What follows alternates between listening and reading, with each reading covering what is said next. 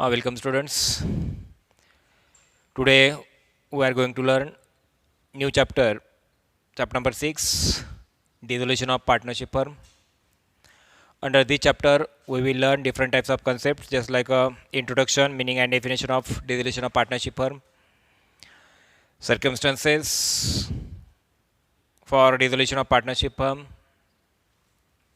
that is called reasons of dissolution for partnership firm, dissolution of partnership firm. Difference between dissolution of partnership and dissolution of partnership firm. Effects of dissolution of partnership firm, as well as accounting treatments slash settlement of accounts on dissolution of firm. Accounting procedures under simple dissolution and dissolution under insolvency situation. Those concepts we will learn in this accounting chapter. After studying this unit, your students will be able to, number first, understand the meaning and reasons of dissolution of partnership firm, know the effects of dissolution of partnership firm,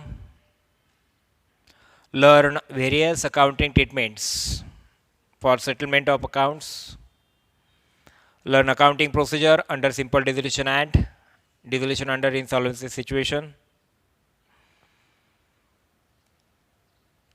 Number first, dissolution means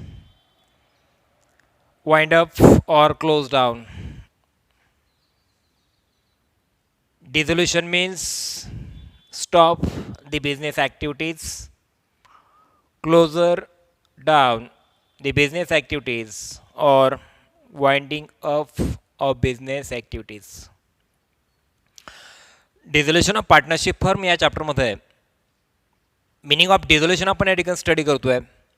dissolution म्हणजे विसर्जन. विसर्जन याचं की बिझनेसचं.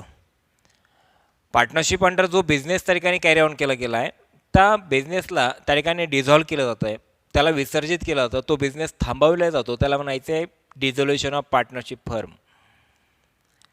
And there are two different concepts we learn here, just like a dissolution of partnership and dissolution of partnership firm. Dissolution of partnership means agreement between partners close down. Only agreement between partners close down or wind up. पार्टनर्समधील जे relation आहे, पार्टनरशिपमध्ये जे agreement आहे, जे contract आहे, ते फक्त या ठिकाणी काय होतं, ब्रेकडाऊन केलं होतं, क्लोज केलं होतं, त्याला म्हणायचं आहे dissolution of partnership. And dissolution of partners किंवा dissolution of partnership firm means when one or more partner take a decision, when one or more partner take a decision to close the partnership firm, it is also known as dissolution of partnership firm. मग या ठिकाणी dissolution of partnership and dissolution of partnership firm या दोन concepts आपण या ठिकाणी लक्षात घेणं गरजेचं आहे. या चॅप्टरमधील जे काही इंट्रोडक्शन आहे हे आपण समजावून घेतोय की dissolution means to wind up or close down. Dissolution म्हणजे wind up or close down. When business relation among the partners in a partnership firm comes to an end, it is known as dissolution of partnership. पार्टनर्समधील relations त्या ठिकाणी comes to and end होतात. Comes to and end म्हणजे भागीदारांमधील, पार्टनर्समधील जे relations आहेत हे संपुष्टात येतात. याच प्रोसेसला, याच ॲक्टला डिझोल्युशन ऑफ पार्टनरशिप म्हणून आपण लक्षात घ्यायचं आहे. When one or more partner take a decision, ज्यावेळेला एक किंवा एकपेक्षा अधिक पार्टनर्स त्या ठिकाणी निर्णय घेतात, take a decision to close the partnership firm, to close the partnership firm, it is known as dissolution of partnership firm. त्याला म्हणायचं डिझोल्युशन ऑफ पार्टनरशिप फर्म. म्हणजे dissolution of partnership and dissolution of partnership firm यामध्ये difference आहे, तो आपण या ठिकाणी लक्षात घेतला. When all partner decide to discontinue, when all partners decide to discontinue from partnership firm, सर्व पार्टनर्स त्या ठिकाणी ठरवतात की पार्टनरशिप जो बिझनेस आहे तो डिसकंटिन्यू करायचा आहे. From partnership firm it results in to dissolution of partnership.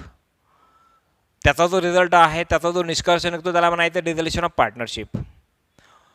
When all partners decide to discontinue from partnership firm discontinue केली जाते, क्लोज केली नाही जात.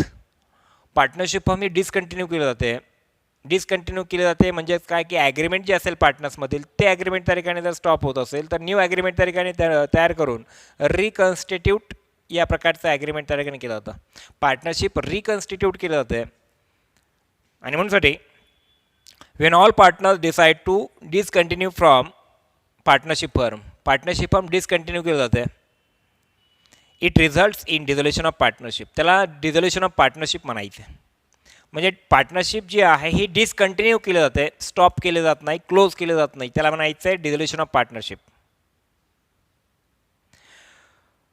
The relationship between partners is referred to as a partnership. आणि पार्टनर्समधील जे relationship आहे तिलाच आपण ॲज अ पार्टनरशिप म्हणून लक्षात घेतो. While all partners collectively are called firm. आणि सर्व पार्टनर्स एकत्रितरित्या येऊन ज्या ठिकाणी बिझनेस कॅरी ऑन करतात, पार्टनरशिप कॅरी ऑन करतात, पार्टनरशिप रन करतात, त्यालाच कलेक्टिवली पार्टनरशिप फर्म म्हणून देखील रिकग्नाईज केलं जातं. Dissolution of a firm is different from dissolution of partnership. Dissolution of firm ही वेगळी कन्सेप्ट आहे डिझोल्युशन ऑफ पार्टनरशिपपेक्षा. म्हणजे dissolution of partnership and dissolution of partnership firm या दोन वेगवेगळ्या कन्सेप्ट्स आहेत की ज्या माध्यमातून dissolution of partnership means close the agreement between partners, close the relationship between partners, that is called as dissolution of partnership. But all the partners decide to close the partnership firm. परंतु सर्व partners त्या ठिकाणी business partnership firm त्या ठिकाणी close करायचं ठरवतात, त्याला म्हणायचं आहे डिझोल्युशन ऑफ पार्टनरशिप फर्म. हे अशा दोन कन्सेप्ट्स लक्षात घ्यायचे आहेत. In short, dissolution of partnership may not dissolution of partnership firm. Dissolution of partnership may not include dissolution of partnership firm किंवा dissolution of firm. म्हणजे डिझोल्युशन ऑफ पार्टनरशिपमध्ये dissolution of partnership firm include होत नाही. मात्र dissolution of the firm means dissolution of partnership. Dissolution of the partnership म्हणजे dissolution of partnership फर्ममध्ये dissolution of partnership येतं, मात्र डिझोल्युशन ऑफ पार्टनरशिपमध्ये डिझोल्युशन ऑफ पार्टनरशिप फर्म येत नाही. हेच आपण लक्षात घ्यायचं आहे. त्यानंतर आपण आता मिनिंग ऑफ डिझोल्युशन या ठिकाणी लक्षात घेतो आहे. In legal terms dissolution has multiple meaning. डिझोल्युशनला अनेक बहुपर्यायी त्या ठिकाणी अर्थ आहेत, अनेक अर्थ त्या ठिकाणी आपण या डिझोल्युशनच्या लक्षात घेऊ शकता. Word dissolution came from Latin word dissolution. हा जो डिझोल्युशन शब्द आहे हा लॅटिन शब्द डिझोल्युशन या शब्दापासून त्या ठिकाणी तयार झाला आहे, उदयाला आला आहे. मग dissolution means a dissolving of something. A dissolving of something, कशाचं तरी विसर्जन करायचं, काहीतरी विसर्जित करायचं, त्यालाच म्हणूयात समथिंग, डिझॉल्विंग ऑफ समथिंग. याचा अर्थाने हा डिझोल्युशन हा जो शब्द आहे तो उदयास आलेला आहे. Dissolution is the last stage of closure of business. Dissolution is last stage of closure of business. Dissolution एक लास्ट स्टेज आहे बिझनेस क्लोज करण्यामधील पार्ट आहे. डिझोल्युशन एक लास्ट प्रोसिजर आहे की ज्या माध्यमातून बिझनेस ॲक्टिव्हिटीज क्लोज केल्या जातात. बिझनेस हा टोटली ब्रेकडाऊन त्या ठिकाणी केला जातो. तर अशा पद्धतीने हा जो मिनिंग आपण लक्षात घेतला आहे. त्यासोबत आपण definition of dissolution of partnership firm लक्षात घेतो की ज्यामध्ये Indian partnership act 1932 section 39 provide that. यामध्ये जी डेफिनेशन दिली की ज्यामध्ये the dissolution of partnership between all the partners. The dissolution of the partnership between all the partners of a firm is called the dissolution of a firm. Is called the dissolution of a firm. It implies, यातनं काय सूचित केलं जातं? It implies the complete breakdown of the relation of partnership between all partners. सर्व भागीदारांमधील जे relations आहेत हे totally काय केलं जातात? ब्रेकडाऊन केलं जातात. त्याला म्हणायचं डिझोल्युशन ऑफ पार्टनरशिप. फर्म. ही आपण डेफिनेशन अभ्यासली आहे partnership act 1932 section 39 under. Second definition जर आपण अभ्यासली आहे तर त्यामध्ये आपल्याला एक्सप्लेन करता येईल the act or process. Dissolution is a act, dissolution is a function, dissolution is a process. Dissolution प्रकारची एक प्रक्रिया आहे, एक प्रकारची कृती आहे, एक प्रकारचं कार्य आहे असं आपण म्हणूयात. The act or process of ending, the act or process of ending and official organisation or legal agreement. Official organisation या ठिकाणी आपण ॲज अ पार्टनरशिपलाही लक्षात घेऊ शकता किंवा पार्टनरशिपलाच तुम्ही लिगल ॲग्रीमेंट म्हणून देखील लक्षात घेऊ शकता. मग the act or process of ending, अशी ॲक्ट, अशी प्रोसेस की जी एंडिंग अँड ऑफिशियल ऑर्गनायझेशनसाठी या ठिकाणी यूज केली जाते. लिगल ॲग्रीमेंटला त्या ठिकाणी क्लोज करण्याकरिता अशी प्रोसिजर त्या ठिकाणी यूज केली जाते की जिला म्हणायचं आहे the act or process of ending and official organisation or legal agreement is called as, आपण त्याला डिझोल्युशन म्हणू शकता. ही डिझोल्युशनची डेफिनेशन आहे. The act or process of ending and official organisation or legal agreement यांना एंड करणारी जी प्रोसेस आहे, जी ॲक्ट आहे, त्याला म्हणायचे डिझोल्युशन ऑफ पार्टनरशिप फर्म.